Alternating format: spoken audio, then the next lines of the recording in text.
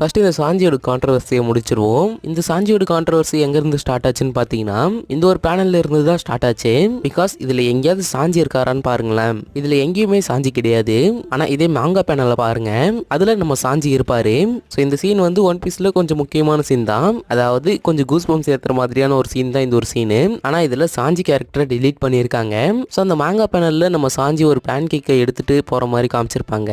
அது எங்க அனிமேட் பண்ணியிருக்காங்கன்னா இந்த இமேஜ் பாருங்க. இதுல சாஞ்சி பேன் கேக்கை பானிக்கு கொடுக்குற மாதிரி காமிச்சிருக்காங்க. ஆக்சுவலா அந்த மாங்கா பேனல்லயே நம்ம சாஞ்சி நாமிக்கு தான் அந்த கேக்கை எடுத்துட்டு போற மாதிரி காமிச்சிருப்பாங்க. பட் அதையும் இங்க தப்பா அனிமேட் பண்ணியிருக்காங்க.